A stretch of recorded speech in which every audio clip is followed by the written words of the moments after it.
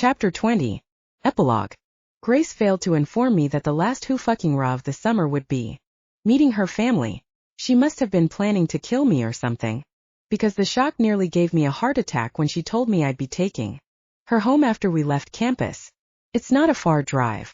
I can't decide if that's a good or a bad thing given the fact I haven't had the time to prepare myself or my expectations for this part. I knew only the smallest details of her life at home. I knew she had lots of siblings who were more bitch than witch. Her family owned an herb and garden shop, and she was nervous about returning to where she grew up. That was more apparent from the bond than anything else. Her anxiety pulses between us like waves against the shore. She climbs into the passenger seat of my convertible, looking like a vision. She pulls her dark curls into a high ponytail, a few defiant strands falling in her face. I have to steal a glance at her. She's so stunning it makes me hopelessly at attention, mesmerized by the arc of her throat and the way she holds herself. So you want me to meet your mother? I ask, my heart beating a bit quicker. It's been forever since I was introduced to someone's parents, and I'm pretty sure I've never been the werewolf boyfriend of a witch before, but that comes with the territory now, I suppose. I do, she says. Honestly, I just needed a ride back, but I think showing you off and seeing the look on Stacy's face will make it all worth it. She's been dying to tell me how unworthy I was for the program. I know it. Grace, at the start of the term, probably wouldn't let this blow off her back like she does now. There's such ease in the way she handles herself, like she couldn't care less what her sister thinks about her. I'd say that I could take credit for her being such a firecracker now, but that's all thanks to her. She's found a way to create her own magic and within it, found her own strength. None of that is from my intervention, she did it all on her own. So tell me about your parents.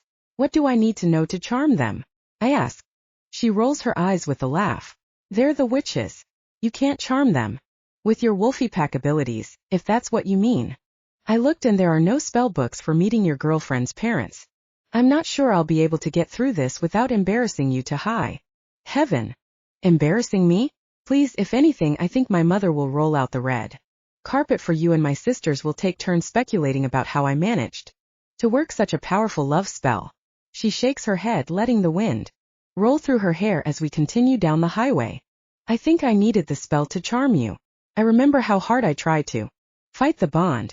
She did hate me for a while then, and I really thought we might be able to ignore the mutual attraction.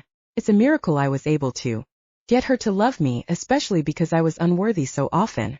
If anything, I'm the one who made nothing short of a miracle when I convinced her to fall for me. But perhaps that's always been up to the fates. I have a home in California and one in New York, I tell her. But really, wherever you decide to move or stay, I can provide for you. I want you to have the world. She grins at me, taking my hand into hers. They might be small, but when her fingers thread through mine, it feels like a perfect fit. You and I can do all kinds of new things, Rome. You know that. For once I do. I'm so sure of her in a way I haven't been sure of much in my entire damn life. While I was overseas trying not to die, I wondered what kept me alive in the trenches, what kept me fighting. Maybe it was the bond all along, knowing eventually it would come to this. Or maybe it wasn't. Maybe it was me.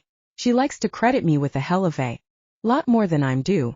But as we're driving into the city limits of her hometown, I realize how much Grace has changed me. This kind of evolution, the shifting of the tides, the changing of fate, it is impossibly like magic. And I don't know where ours will take us next, but I know how strong it is. The chain will never break. We are boundless. You okay? Grace asks me. I nod. I'm perfect.